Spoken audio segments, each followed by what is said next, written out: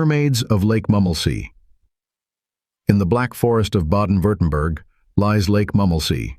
It is surrounded by dense woods, whose tall trees cast their dark shadows across the still waters. Even from afar, the lake appears mysterious, for its waters are so dark and unfathomable that no one can truly say how deep they reach.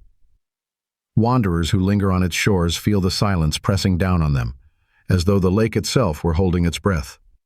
On the bank stands a statue of a mermaid, erected to remind people of an old tale that once took place here.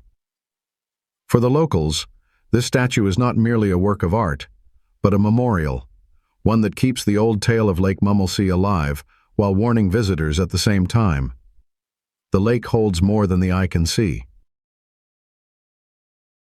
In the dark, unfathomable depths of the lake live the mermaids, called Mummelsee by the locals. Yet they are not only creatures of the deep, they possess the magical ability to transform. With an enchantment, they dissolve their fish-like lower bodies and take on human legs instead, allowing them to walk the land like ordinary young women. In the very heart of the lake, far beneath the surface, stands a splendid crystal palace. It is a realm no human eye has ever seen, built of transparent walls that shimmer in the watery light as if woven from glass and radiance. Its towers rise high, but only the dwellers of the lake can behold them. Whoever was granted entry would think they had stumbled into a dream, so wondrous and otherworldly is this place. Yet though it appears a paradise, the palace is also a realm of stern laws, ruled over by the king of the mermaids. This king is a mighty being who watches over his people with unrelenting severity. He sits upon a throne within the crystal palace, his countenance stern, his eyes as cold as the deepest waters, a trident gripped in his hand. He loves his mermaids, yet his love allows no mercy when it comes to keeping his laws. His most sacred command is this: no later than 10 o'clock each evening must every mermaid be back within the crystal palace, for so they had once sworn, and the oath was bound to death for any who disobeyed. This decree hung like an invisible shadow over every joy the mermaids experienced in the human world. Yet still the mermaids would leave the lake, despite the law and the fear of punishment. They often came to the farmers and woodcutters of the region. People told of how these beautiful women appeared at dawn to help with work. They spun with fine spindles. They played music on flutes and stringed instruments whose melodies warmed the heart. Some cared for the children, rocking them tenderly to sleep, telling them stories, or singing songs that echoed in their ears for days afterward. They helped with cooking, milking, even with the heavy task of carrying wood. The people marveled at them and gratefully accepted their help, yet always with reverence, with a quiet awe, for everyone knew these were no ordinary women but beings from another world. And as much as one rejoiced in their presence, all knew with certainty, by evening they must vanish.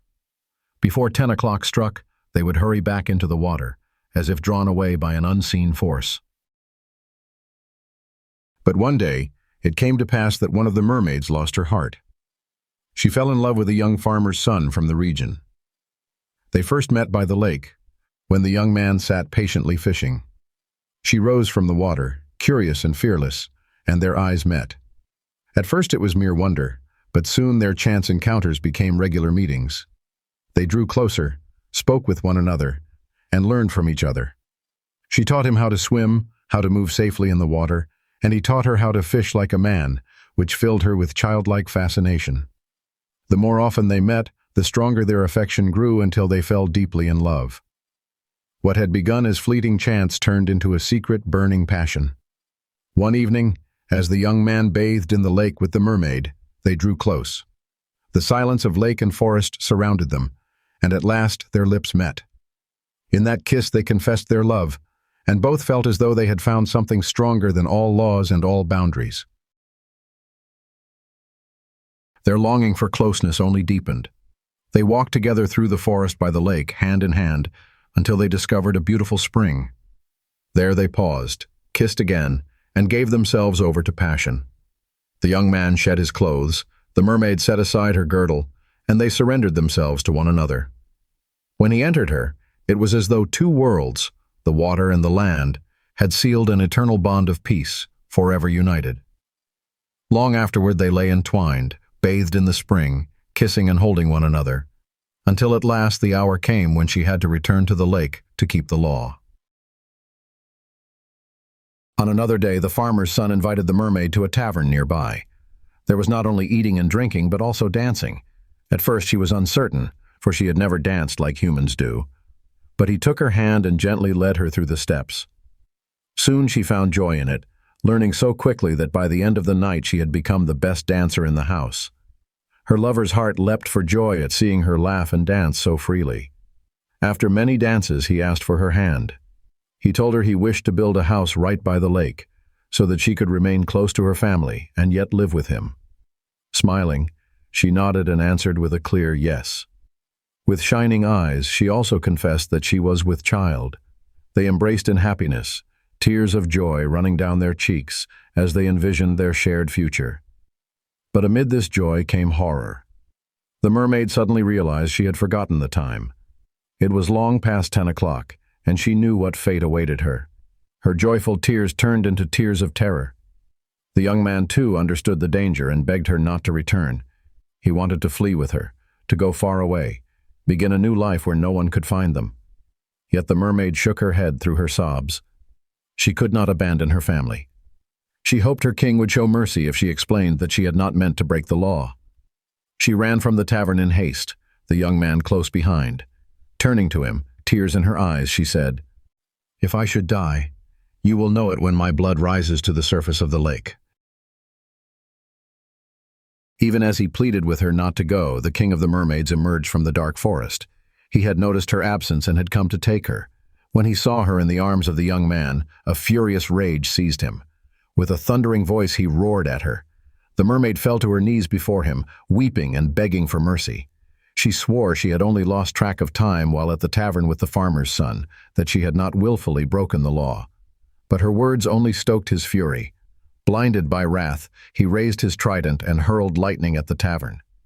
In a great explosion, the house went up in flames. People screamed. Some died instantly or burned within. Others fled in terror into the night. Then the king turned to the young farmer's son to kill him as well, but he narrowly escaped the bolts and fled into the forest.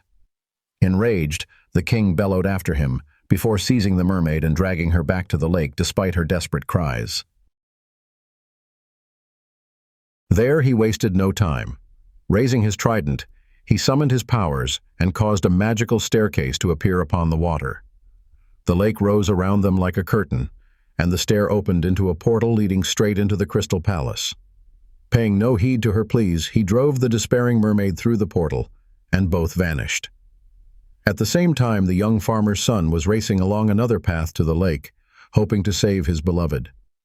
But when he arrived, he saw only the portal close, leaving the lake still and dark once more. Desperately, he searched for her. He circled the lake, called her name, rowed a boat across the waters, begged the dwellers of the deep for mercy. But there was silence, no sound, no answer.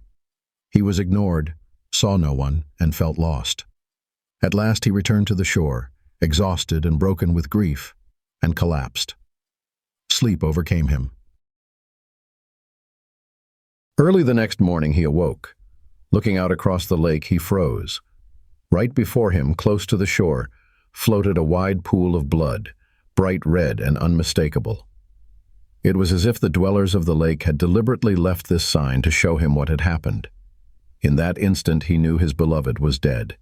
He collapsed, wept, and screamed, his heart torn to pieces.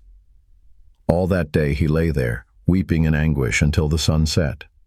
He knew he would never see her again, never hold their child, never have the family they had dreamed of. His grief stayed with him until the end of his life.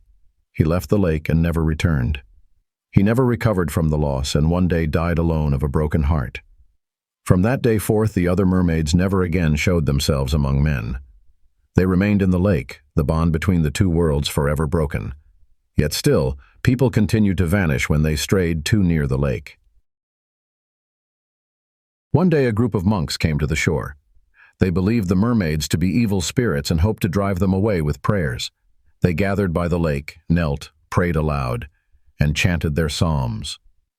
But their voices enraged the king of the mermaids. He rose from the waters, his eyes blazing with fury, and summoned a storm. Dark clouds gathered, lightning flashed, thunder rumbled. Then a great wave rose up, swept the monks into the water, and pulled them under. At once the mermaids appeared, seized them with cold hands, and dragged them into the depths where they drowned. Not one of their bodies was ever found. Since then, the people have feared Lake Mummelsee, for beneath the still surface begins another world, strange to humankind, a world ruled by other beings. And woe to him who encounters them, for he will be dragged into the dark depths of the waters and never return. Once the mermaids had been loving friends to men, but since that tragic tale they have become dreaded foes. And so, to this very day, people tell the old tale of Lake Mummelsee that it may not be forgotten.